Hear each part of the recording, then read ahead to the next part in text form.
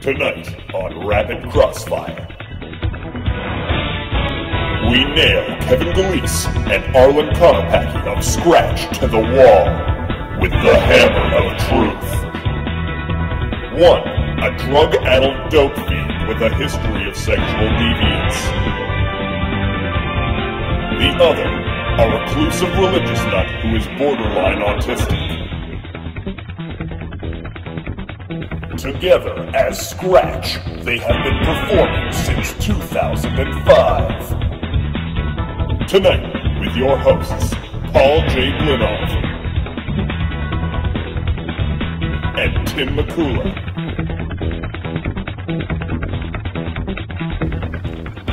Let's get some answers. Scratch, thank you for being with us today. Now, how exactly would you describe your format? Thanks for having us. Thank you. It's a pleasure. I guess we do a classic kind of 3-story long form, but we've added some of our own bells and whistles like cutaways and focus a lot on physical comedy. We also play each other's characters, so either one of us can play any character in the show. Tell us a little bit about your philosophy or style. If you have one. Like Kevin comes from a very comedic background. He went to comedy school, Yeah. and he's been doing it since he was a kid. I've been, like, professionally, basically. Yeah. And I went to I got my BFA in acting from the University of Alberta. So We try to mash up those Yeah, things, like yeah. really hard comedy with like drama, you know, with good acting, good storytelling, you know, so theater and comedy together at last. So we like to take extreme comedy, so huge characters, crazy ideas, but then contrast that with really tender moments and really real acting, real emotion behind it. Right, so you take like a huge character and then like give him like a sad scene, you know, it's like, whoa, somebody who normally would just be like ridiculously large, but then you ground it and make it real. Tell me, does improv even belong in theaters? Why or why not? Yeah, Yes, absolutely, yes. yes. It's not always accepted by the theater community, but I think theater is the best place for improv. Certainly, there's improv that doesn't belong in theaters necessarily. But Yeah, people that are just interested in making, you know, dick jokes or whatever. Like that's a style and that's fine. But I don't know. That's not necessarily the most theatrical thing you can do. But I think shows like ours and shows, I think, lots of shows out there certainly belong in theaters. I definitely, I feel like I could speak for both of us when I say like improv at its best probably ought to be in a theater, you know. Can improv ever compete in a commercial market against other types of comedy, like, say, stand-up or sketch? I'd like to think so, and I'd like to believe it. I think it's the same thing as with theater. You kind of sometimes you have to convince people that it can, and that it can be at a consistent level. But ultimately, my answer would be yes, it can. We have to believe that it can, otherwise what are we doing? Yeah. You know? But honestly, it's hard. There's certainly days where we're like, oh man, wow, we should have written a show because let's say the pressure's up there, right? It's like, you know, you're going out there and just believing that it's going to work, but you know. But that being said, there is a kind of a magic, I think, that improv has that no other art form has, that's like when it is got that magic night, that special night or whatever, where everything just kind of comes together. I think that that's something that is unique and it kind of gives maybe improv a bit of an edge. Yeah. That's our one. Yeah.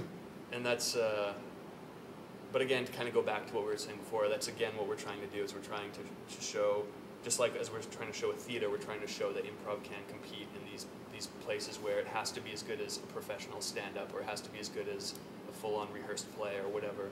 You claim to be the touringest improv group in the world. We call bullshit. Okay, let's just cool it.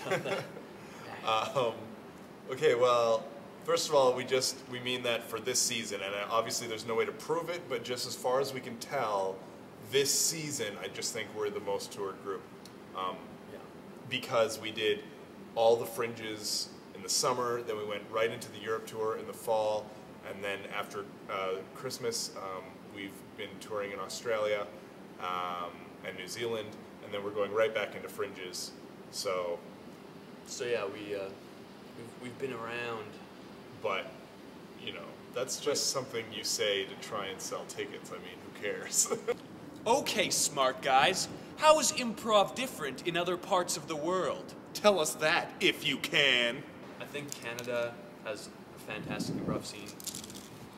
One of the reasons being that, Keith Johnstone Yeah, Loose Moose in Calgary. There, and Canadian improv games have also had like a major huge impact. So that kind of has really helped getting people involved at a young age and able to train them at a young age. Not to mention there's that other center of Chicago and all that flow up into Toronto. Yeah. So Canada, I don't know, it's fantastic.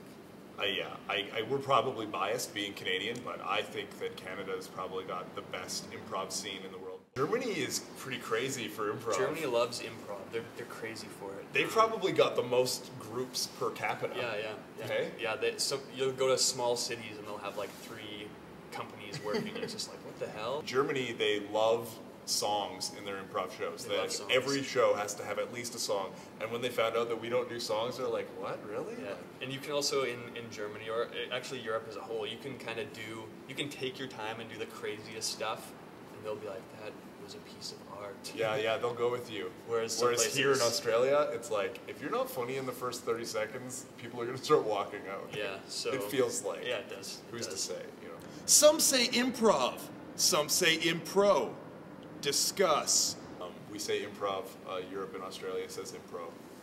Just like a potato, tomato, tomato. Improv. I don't know if there's an actual... No, I don't know how to answer that question. That's... Yeah. Shut up! We cut now to a quick commercial break. Stay tuned for part 2.